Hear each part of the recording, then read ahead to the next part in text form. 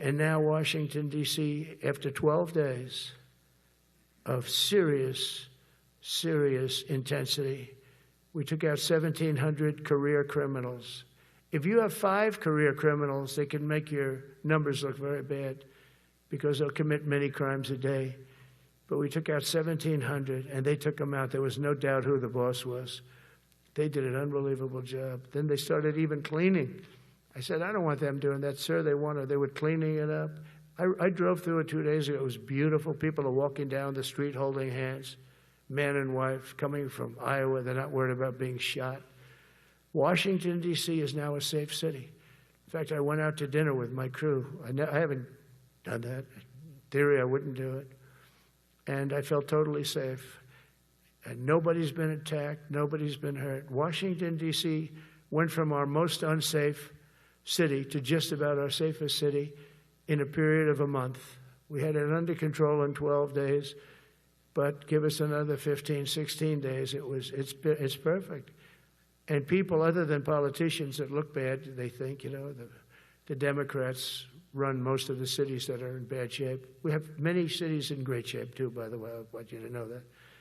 But it seems that the ones that are run by the radical left Democrats, what they've done to San Francisco, Chicago, New York, Los Angeles, they're very unsafe places. And we're going to straighten them out one by one. And this is going to be a major part for some of the people in this room. That's a war too. It's a war from within. Controlling the physical territory of our border is essential to national security. We can't let these people in. We had no people enter in the last 4 months. 0. Even I can't believe that. We had millions coming in, pouring in. 25 million all told. And of those 25 million, many of them should never be in our country. They would take their worst people and their people from prisons and jail, and they'd put them in a caravan and they'd walk up. CNN was interviewing one person. Oh, why are you coming? I want freedom. Good. Were you in jail? Yes. For what? Murder. I said, you're in for it. You had to see this anchor, a young woman. She's like, I couldn't believe. She'll probably lose her job. But because the left doesn't want to hear that. But we're running it based on common sense and based on love of our country. But I want to salute every service member who has helped us carry out this critical mission. It's really a very important mission. And I told Pete, we should use some of these dangerous cities as training grounds for our military, National Guard, but military. Because we're going into Chicago very soon. That's a big city with an incompetent governor, stupid governor, stupid. They threw him out of his family business. He was so stupid. I know the family. He becomes governor. He's got money.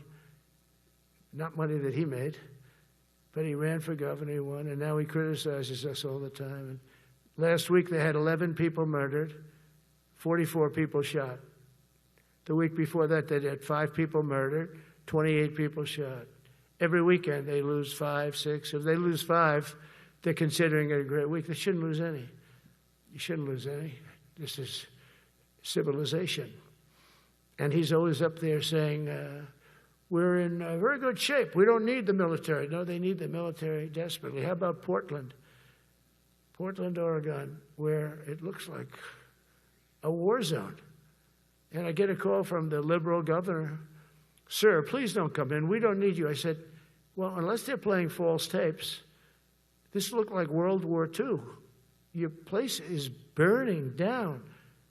I mean, you must be kidding. Sir, we have it under control. I said, you don't have it under control, Governor, but I'll check it, and I'll call you back. I called her back. I said, this place is a nightmare. It's certainly not the biggest, but it's one of the worst. It's brutal. They go after our ICE people, who are great patriots and tough job too, but they love it. They love it because they're cleaning up our country. And so you look at some of the things where they took over parts of Seattle. They actually took over a big percentage of Seattle. Think of that. You remember that. That was a while ago. And I sent in the troops, and they were gone. As soon as I sent them in, when we send in the troops, if you have a real leader that says you got to do what you have to do, I put that out the other day. You got to do what you got to do because we don't want our people hurt as they stand by. I was watching during Biden, they had troops standing up like this, brave, standing up at attention. the way I should stand all the time. And I'm like this, and people are standing, and their mouth is this far away from their mouth, and they're spitting at him, and they're screaming at him. And that soldier's standing there, he wants to knock the hell out of the person, but he's not allowed to do anything. So they just stand there, and they get abused, and a woman was this far away from his face, and she starts spitting in his face, and he's not allowed to do anything. If it's okay with you, generals and admirals, I've taken that off. I say, they spit, we hit. Is that okay? I think so.